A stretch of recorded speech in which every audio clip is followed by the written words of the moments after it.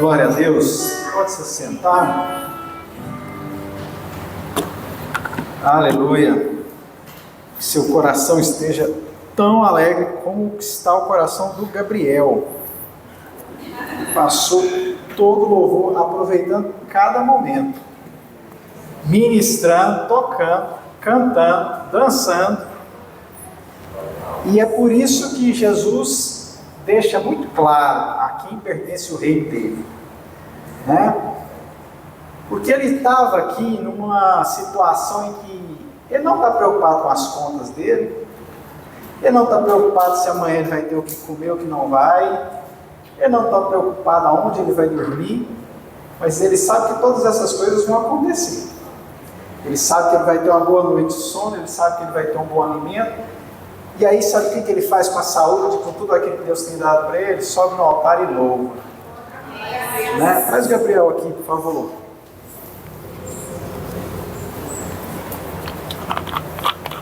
Eu quero que você estenda suas mãos para cá.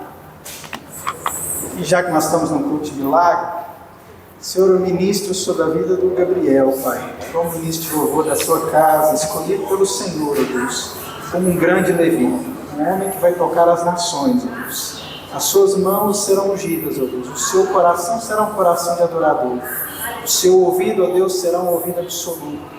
Assim como o Senhor escolheu Davi para criar instrumentos, para criar harmonias, para criar melodias, eu profetizo isso sobre a vida do Gabriel. Ele será um grande homem de Deus nessa terra. E muitos ouvirão falar, ó Deus, do seu ministério, do impacto que causará nessa terra.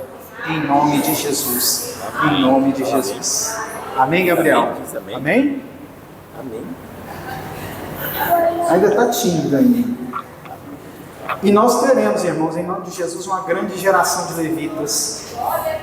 E essa geração vai sair daqui. Amém? Cadê as meninas da dança e da adoração com dança? Vão sair daqui, da nossa igreja. E vão alcançar nações, vão alcançar lugares nunca explorados. Músicos vão se levantar aqui com grandes ministérios.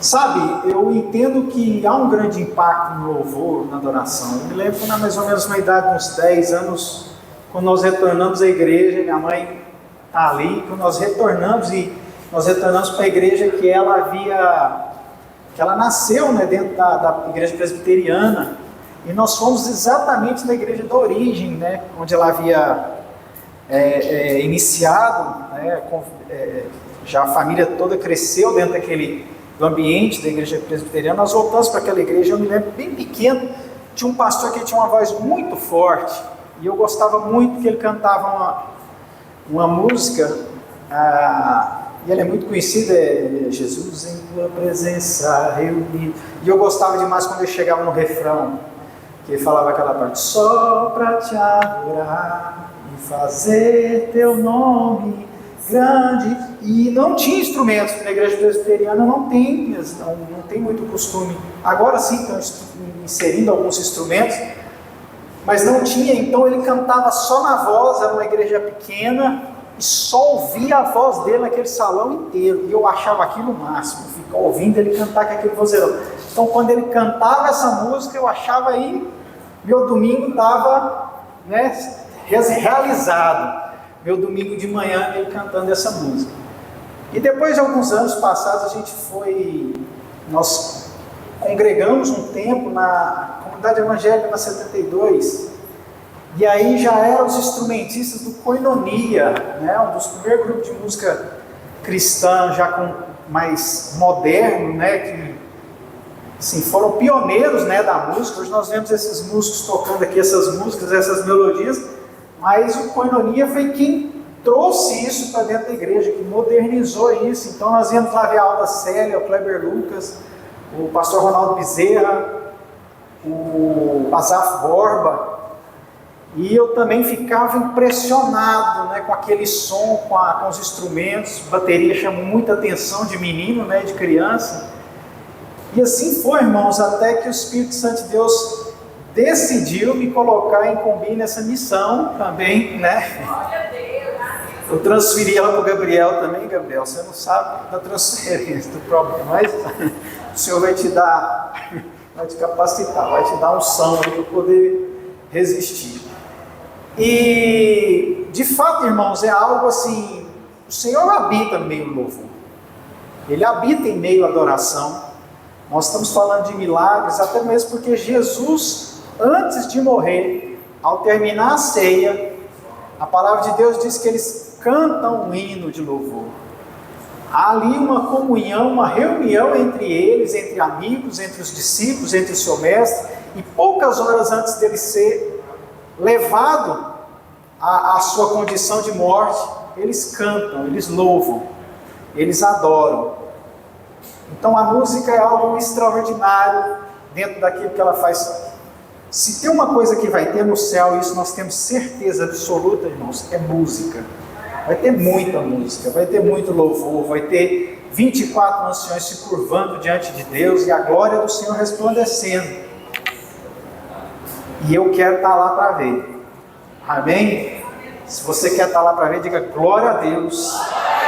E se você crê que o seu irmão precisa estar lá com você, do seu lado, louvando, diz para ele: meu irmão, vamos junto para o céu. Ora, aleluia, graças a Deus. Eu queria, a Rauena, queria dar uma oportunidade para a Rauena ter um testemunho, irmãos, para compartilhar com a igreja. Eu queria, antes de ministrar a mensagem aqui, dar essa oportunidade para ela poder contar esse testemunho que vai edificar a sua fé em nome de Jesus. Amém, graças e paz, irmãos. Eu não estou participando da campanha, né? A gente não consegue vir toda quinta-feira, mas eu recebi um milagre através da campanha. Eu queria testemunhar rapidinho. Há um mês atrás, eu fui diagnosticada com herpes zoster no nervo trigêmeo, na ramificação inferior do nervo trigêmeo.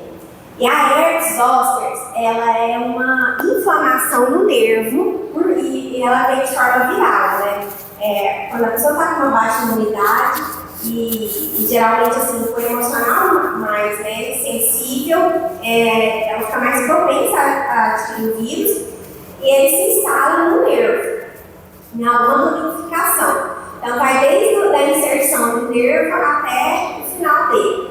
E aí eu comecei com uma coceira, depois uma dor que não passava, e aí eu fiquei com uma sensibilidade na cabeça do lado direito, que descia no pescoço, e eu fiquei toda ferida na cabeça, assim, até chegar aqui embaixo no pescoço, com muita dor e muita sensibilidade. Eu não lembro de ter sentido tanta dor em algum momento da minha vida, tão forte como esse. E a gente eu estava orando por muitas pessoas, por muitas causas, mas em nenhum momento eu lembrei de orar por mim. E um dia no culto eu estava passando muito mal, sentindo muita dor, e o pastor Arthur falou assim: não, vem aqui que eu vou te ungir e eu vou orar por você. E aí ele colocou meu nome no papel e trouxe para a campanha e tem orado. E eu lembro que eu fui no médico, porque quando eu senti os sintomas eu já sabia o que era. Aí eu até fui na farmácia, comprei um remédio, porque é um remédio que usa, é o único que tem, e aí eu estava tomando 200 miligramas de 6 em 6 horas. Só que como era no sistema nervoso central e era na cabeça, eu fiquei com medo, falei, não, eu vou no médico para saber se a medicação está certa, porque se ele pode ir para o cérebro, né? Então se passar para meningite, pode chegar no cérebro, e aí é uma complicação que vai ficar muito pior. Então era melhor eu ter certeza do que eu estava fazendo. E eu fui no médico, e o médico falou assim: não, esse remédio que você está tomando aí não vai adiantar nada, é muito sério o seu caso.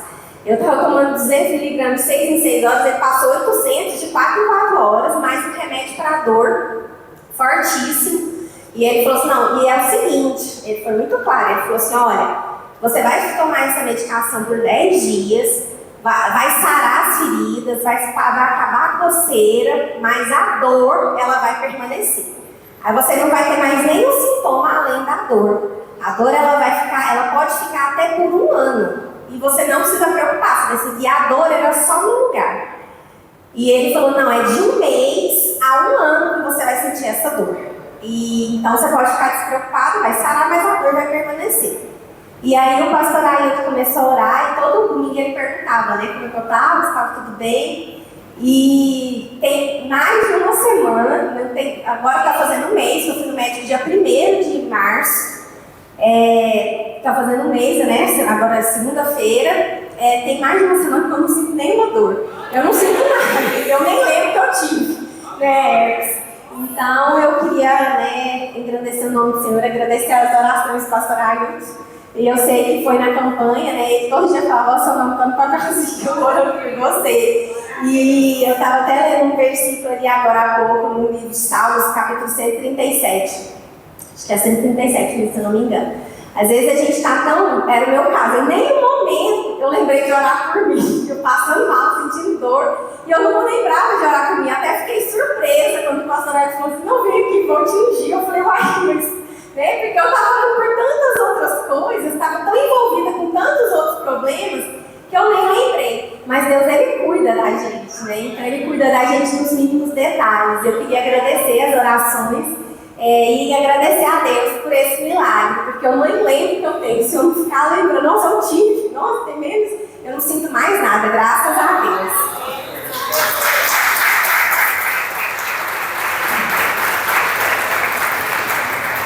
Abra sua Bíblia no Evangelho de Marcos, no capítulo 1. E eu sou testemunho das dores. A Rawana praticamente, irmãos, ela ficava medicada durante todo o dia. A hora que começava a parar o efeito da medicação, ela tinha que se tomar porque ela não suportava a dor. E graças a Deus o Senhor interveio e trouxe um milagre.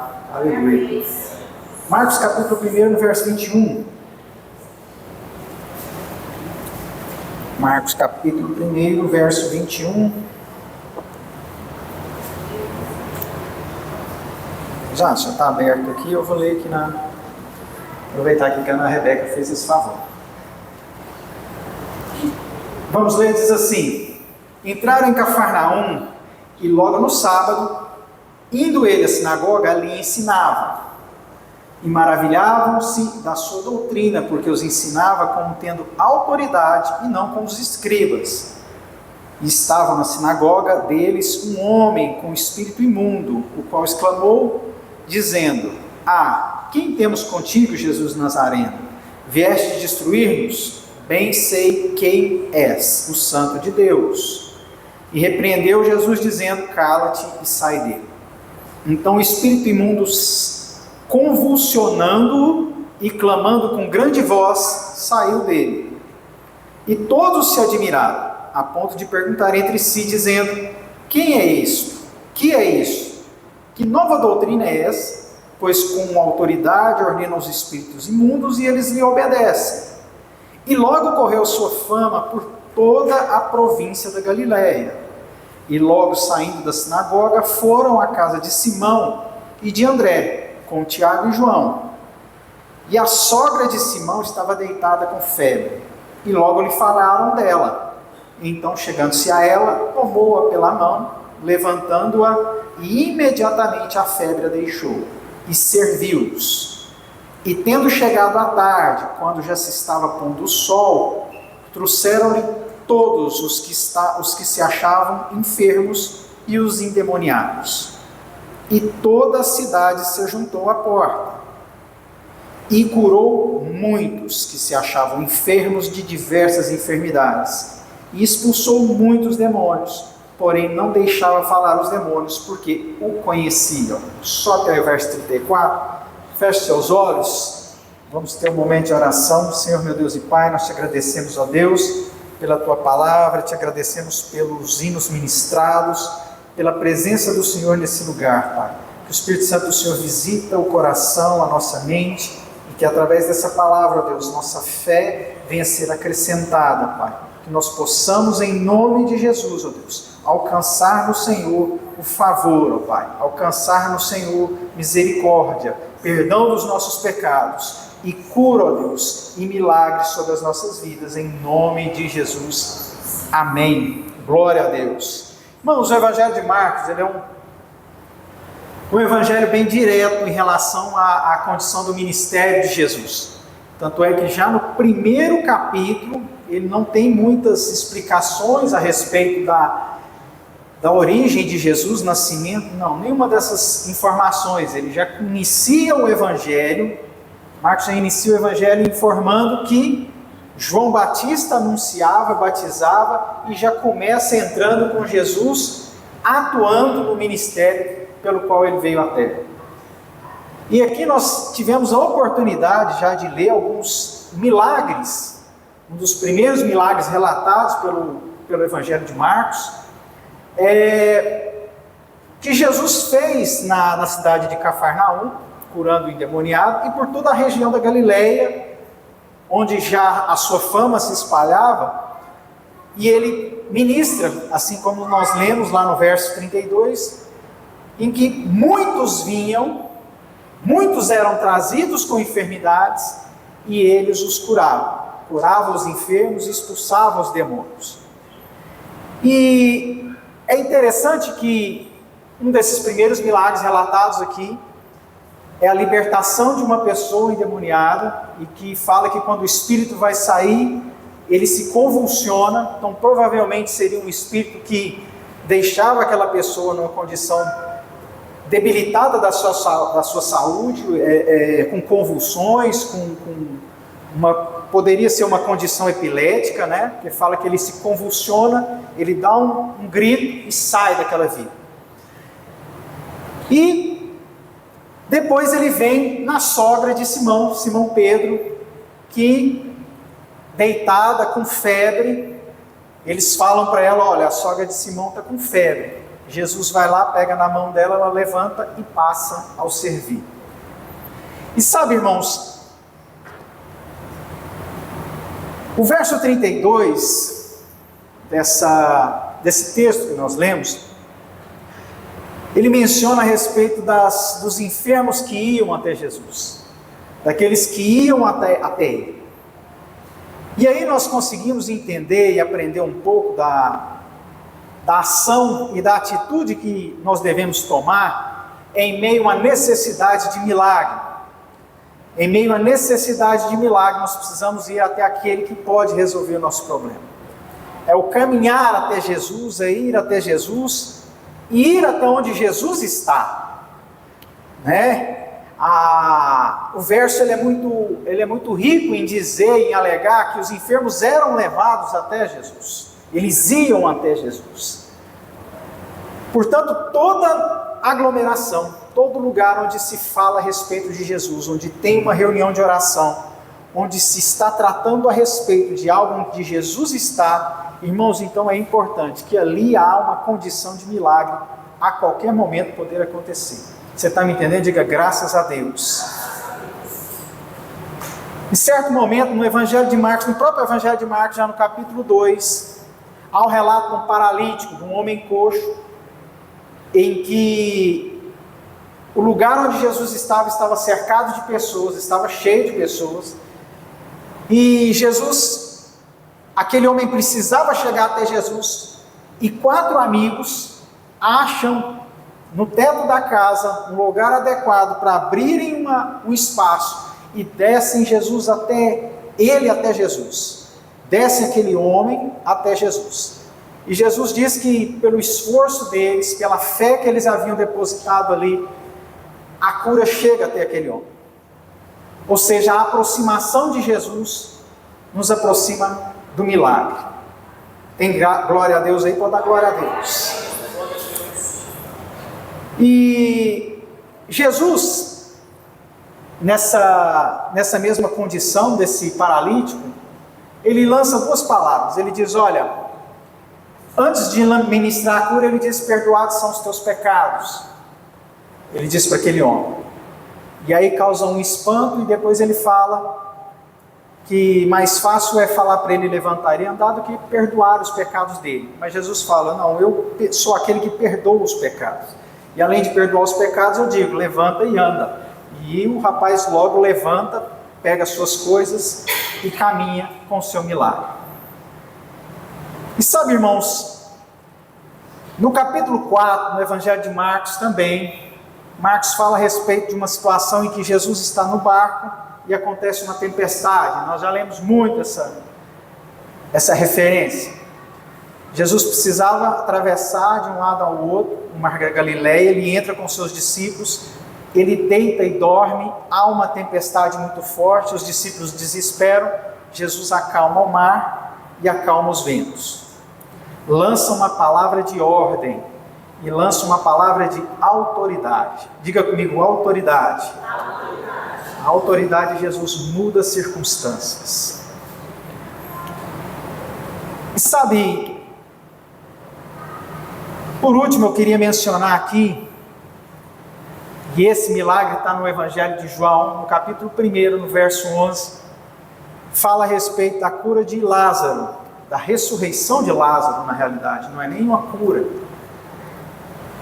Lázaro fica doente, as suas irmãs decidem ir até Jesus para dizer a Jesus que seu irmão estava doente. E Jesus diz para elas, olha, diz para todos, diz para os seus discípulos, eles falando a respeito, ele fala, olha, essa doença não é para a morte.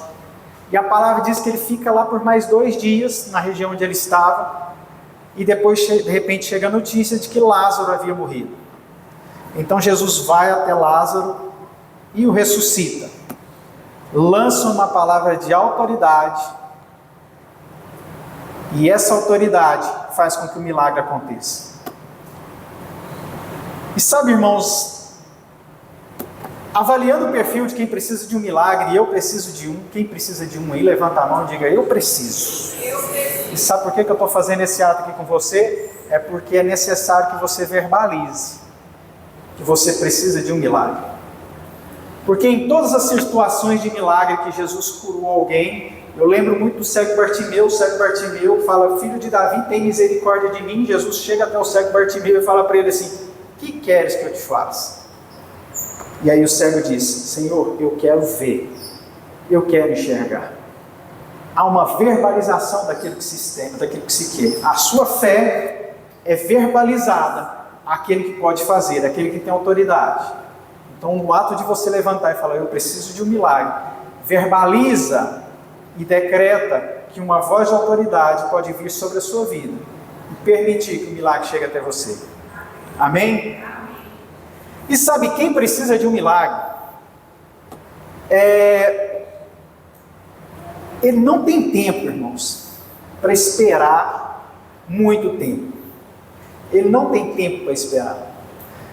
Precisa ser imediato, precisa ser logo, precisa ser rápido. Ele precisa acontecer. Porque é necessário, eu preciso de um milagre, eu preciso de uma resposta, eu preciso que isso aconteça.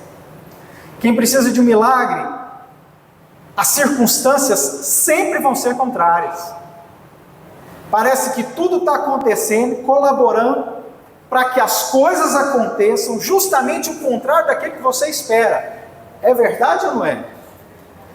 E parece que as circunstâncias só vão conspirando contra aquilo que você espera, contra o seu milagre, contra uma proposta de que as coisas vão se acalmar. Quem precisa de um milagre às vezes se sente insignificante, ou às vezes acha que Deus não vai despender do seu precioso tempo para ouvir a sua oração. Porque o meu problema ele pode ser muito pequeno para Deus. Olha só, o problema é que Deus está lá na faixa de Gaza. Jesus tinha que resolver o problema da faixa de Gaza. Estão 6 meses em guerra, muita gente morrendo, e Deus vai preocupar com isso. Um amigo falou esses dias, nós estávamos conversando, e eu falando a respeito da ação de Deus na vida do homem. Ele falou assim, rapaz, você acha que Deus vai perder tempo com um negócio desse? Tanto de problema no mundo para resolver, e Deus está com esses pepinos tudo para resolver, está com esse monte de problema, e aí Ele vai ouvir você na sua oração, insignificante, para poder parar o que Ele está fazendo para te atender. Isso não acontece.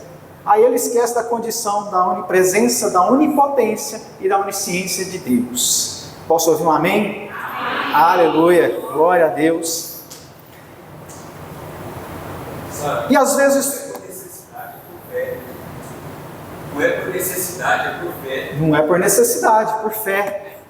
E às vezes, e quem precisa de um milagre, irmãos, pode ser até por uma ação maligna. Pensa que a sua condição, a sua necessidade, ela vem por conta de uma resposta maligna. O inferno se organizou, o diabo criou uma comitiva, selecionou lá alguns demônios e falou: vou atacar agora, vou acabar com a vida desse cidadão. E são os demônios que vão vir para poder acabar com tudo que eu tenho, vai acabar com a minha saúde, acabar com a minha família, destruir aquilo que eu construí. Quem precisa de um milagre às vezes acha que o seu problema é devido a uma punição por algum pecado que cometeu. Não, eu pequei, eu transgredi lá atrás, e por isso eu estou colhendo fruto desse mal hoje sobre a minha vida. E sabe,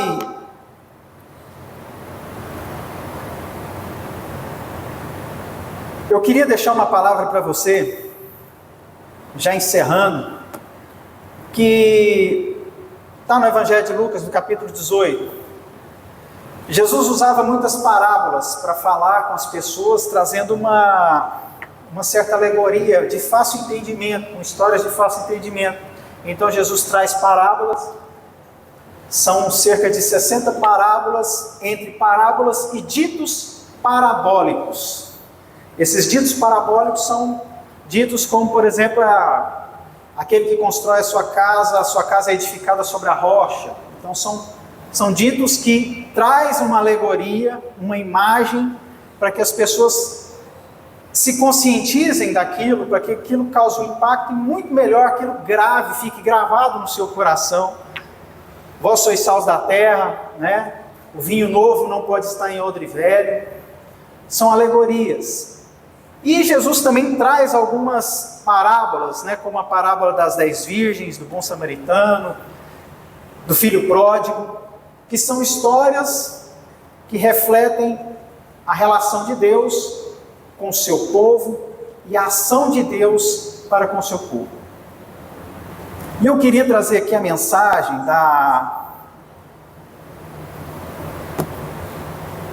parábola do juiz iníquo.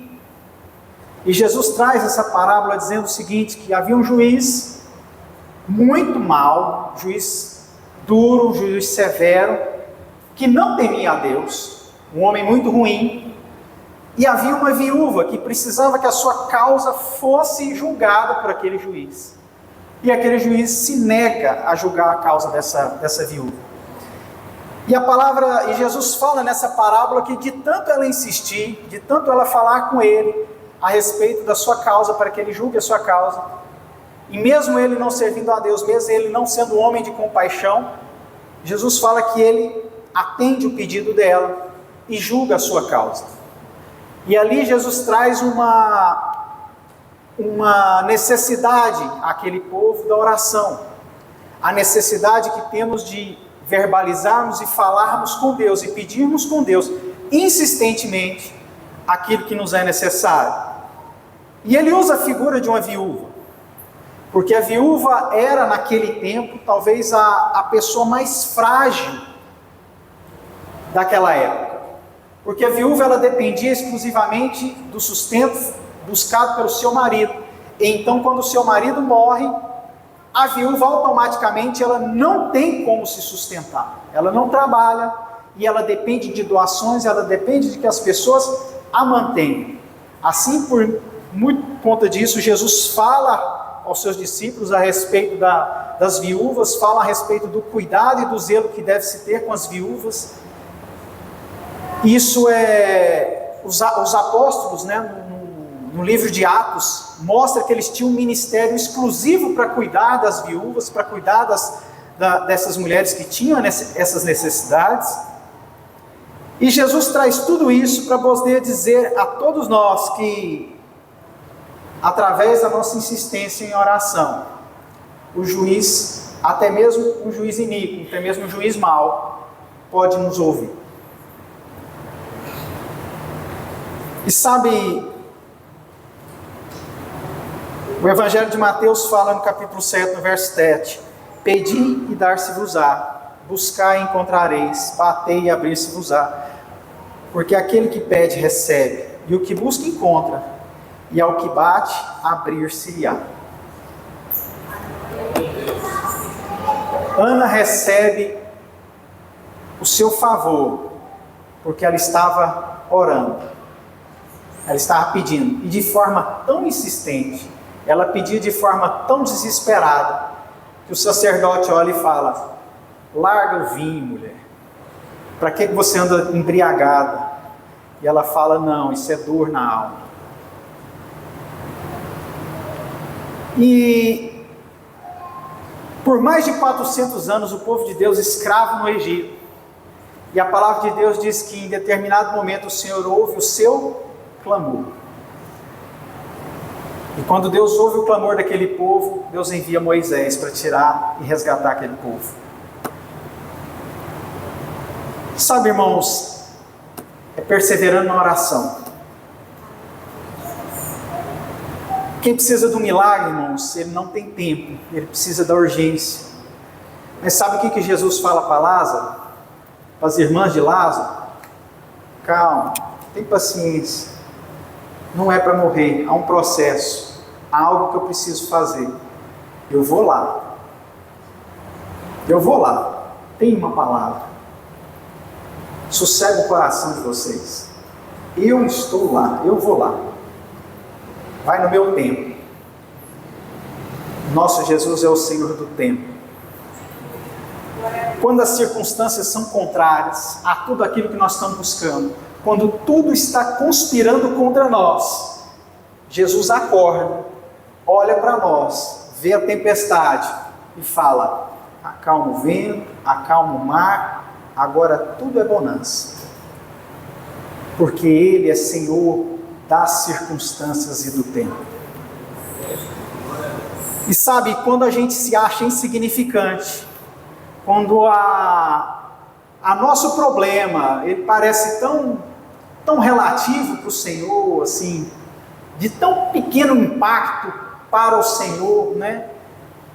Para mim testemunhar. Aí nós vemos um Jesus que vai lá e uma mulher com febre, Jesus pega na mão e levanta e coloca de pé, para que ela possa servir. O Senhor é de todas as causas. Ele é daquele que ressuscita morto, e Ele é daquele que cura dor de cabeça, febre, dor de ouvido, mas Ele quer você de pé, para que você possa servir com alegria. Amém? Quando aquele que precisa de um milagre acha que o problema são ação maligna, são demônios, meu irmão, os demônios tremem quando nós estamos com Jesus. Quando Jesus está, eles conhecem e sabem. E assim Ele expulsou todos e qualquer demônio que chegava perto. Assim como nós lemos no Evangelho de Marcos, que ele chega e fala: peraí, Jesus, né? A gente já sabe quem que é você, né? E Jesus o expulsa, porque o nosso Jesus é aquele que expulsa todo mal, todo demônio, toda conspiração maligna, todo exército maligno, toda legião. Assim como Jesus conversa com ele e fala: quem é você? Ele fala: eu sou legião. E Jesus fala: então você vai embora, meu amigo. Pega a sua mala e vai embora. E esse é o nosso Jesus. E sabe, se você acha que às vezes é por conta de uma punição, é uma punição por conta do meu pecado, eu errei muito no passado, os meus pais erraram. Sabe o que Jesus fala para um cego que ele cura na porta do templo? Os discípulos falam: Jesus, esse homem pecou, foi os seus pais, quem é que pecou? E Jesus fala: isso é para que a glória de Deus se manifeste. Ninguém pecou. Meu irmão, deixa eu te dizer algo, eu saí lá da minha casa para te dizer que, e vou encerrar agora, às 9h29. O que o Senhor está fazendo com que você passe agora é para que a glória de Deus se manifeste. E ela se manifestará. Ela se manifestará em milagre, porque o nosso Jesus é esse. Ele é dono do tempo, Ele é dono das circunstâncias. Os demônios se curvam diante dEle e nada passa desapercebido aos olhos do Senhor. E é esse Jesus que nós estamos buscando. São 7 semanas de campanha, meu irmão, buscando um favor da parte de Jesus. Aquele que acalma os ventos, aquele que acalma o mar, aquele que lança uma palavra de autoridade. E em nome de Jesus nós sairemos daqui, desse lugar, com os nossos corações cheios, cheios, cheios da presença de Jesus, crendo que vai haver uma palavra de autoridade da parte do Senhor para a sua vida. Você crê nisso? Diga glória a Deus. Sabe por quê, meu irmão? É impossível nós levantarmos as nossas mãos, nós curvarmos os nossos corações, orarmos ao Senhor e não sermos ouvidos. Mas se nós não formos ouvidos da primeira vez, nós vamos fazer como essa mulher, essa parábola que Jesus fala, ela insistiu, ela continuava insistindo, e aí em Mateus ele fala, batei e abrir-se-vos-á, e ele diz, olha, quanto mais você bate, quanto mais você chama, quanto mais você clama, mais se aproximará a sua bênção. Assim ele fala também numa outra parábola, que é a parábola do amigo inoportuno. Ele fala, olha, tem um camarada que vai na casa do outro e já está tudo fechado, ele já está dormindo, e ele está lá batendo, pedindo pão. Me dá um pão aí, meu amigo, me dá um pão. E ele fala, eu não vou levantar, porque eu estou dormindo. E o cara fica incomodando, eu quero um pão, abre aí. Ele fala, rapaz, eu vou lá, vou atender esse cidadão, vou dar para ele esse pão, porque aí ele vai embora, porque aí ele não fica mais me perturbando. Irmãos, Jesus dá esses dois exemplos. Jesus dá o exemplo do juiz e Jesus dá o exemplo do amigo inoportuno. Meu irmão, é para mim e para você essa necessidade que nós precisamos, insistir com o Senhor que nós precisamos de um milagre. É bater na porta. E Jesus fala no capítulo 7 de Mateus que é impossível que um pai, vendo seu filho com fome, lhe dê uma pedra ao lugar de um pão, ou lhe dê uma serpente ao invés de um peixe. E ele fala, o vosso Pai, Ele é misericordioso, e Ele vai te beneficiar dentro daquilo que o seu coração se converter, na sua fé, em pedir, em clamar e em falar com o Senhor. Você está entendendo? Diga glória a Deus. E eu creio, meus irmãos, que o nosso Jesus, que fez todas essas coisas, que é Senhor de todas essas circunstâncias, que é Senhor do tempo, Ele virá visitar o nosso favor. Ele nos trará a resposta. Ele vai lançar a palavra de autoridade sobre a sua vida, em nome de Jesus. Vamos orar? Eu queria te convidar a orar aqui na frente, meu irmão. Todos juntos. Sabe por quê? Porque todo mundo levantou a mão, que eu falei, quem precisa de milagre? Todo mundo levantou a mão. E nós vamos orar aqui na frente. Eu queria te pedir para deslocar para cá. Isso já é um passo de fé, sabia? Só o fato de ter vindo aqui na frente já é um passo de fé. Porque você sai, você fala assim, Senhor, eu vou lá. E nós estamos dizendo aqui que o Senhor é aquele que faz com que aquele que insiste, aquele que bate, receba da parte do Senhor.